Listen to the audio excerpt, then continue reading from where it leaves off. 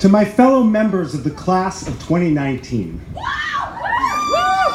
we assemble here today on the ancestral and occupied homelands of the Quinnipiac people to commemorate our personal contributions to movements and histories so much bigger than us. Our personal contributions to legacies of care for our non-human friends and biospheric partners, to an ongoing struggle for environmental justice in indigenous communities and communities of color, to political fights to transform institutions of governance, law, and commerce with an eye to maintaining life as we know it. These are monumental struggles, monumental histories. And about 250 feet to my left, we can catch a glimpse of these trajectories in Sage Hall, where photos from every graduating class of the Yale School of Forestry dating back to 1904 hang. These photos document not only the evolution of our school, but also much broader trajectories of change. The first photo features only a handful of white men in suits and ties.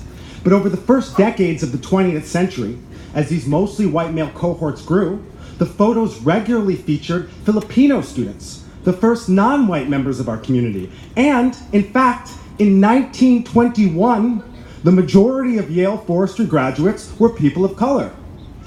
But the school grew more homogeneous in the subsequent decades, as aptly illustrated in 1946, when the school had not one, but two class photos.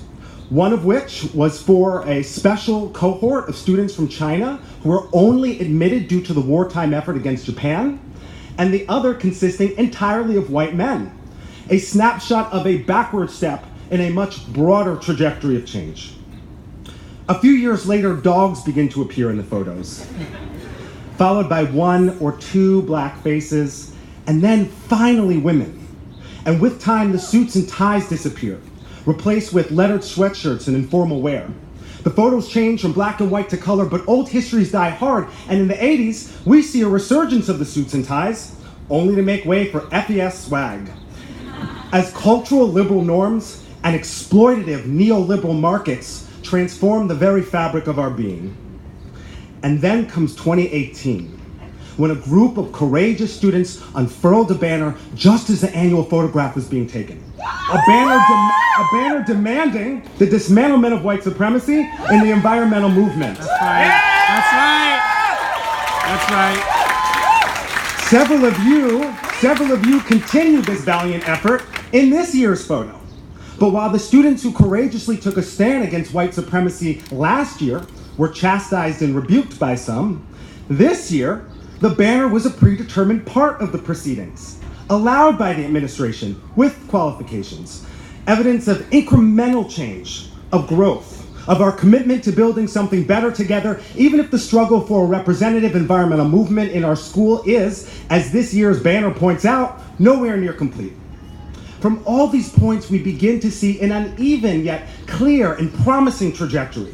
The growth of an inclusive, intersectional environmentalism that recognizes that this nebulous thing we call the environment is not in fact distinct from the social institutions in which we inhere. While we know our school and our movements are by no means perfect, no means at all, when we see this myopic snapshot of our work, we can't help but note something loosely akin to what Martin Luther King called the arc of the moral universe. An arc that includes struggles and setbacks and disappointments, but that nonetheless points resoundingly in the right direction. Yet when we consider the world that we, class of 2019, are now responsible for humbly and equitably stewarding, it becomes far more difficult to find that trajectory, that arc of the moral universe.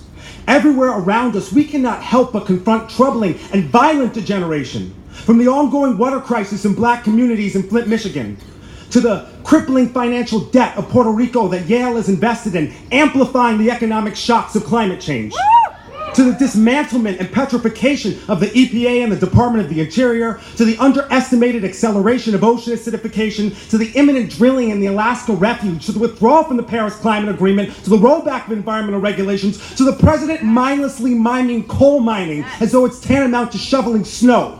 The political realities we are confronting display no signs of a forward-moving trajectory, no semblance of a moral arc.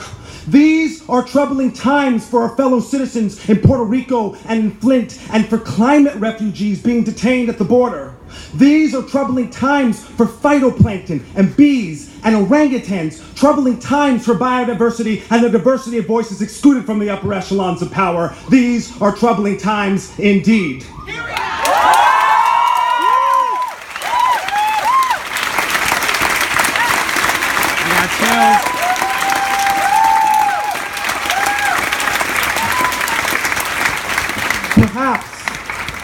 Perhaps then, class of 2019, our task is not to extend the arc of the moral universe, is not to hope to build on the progress of the past in a linear trajectory.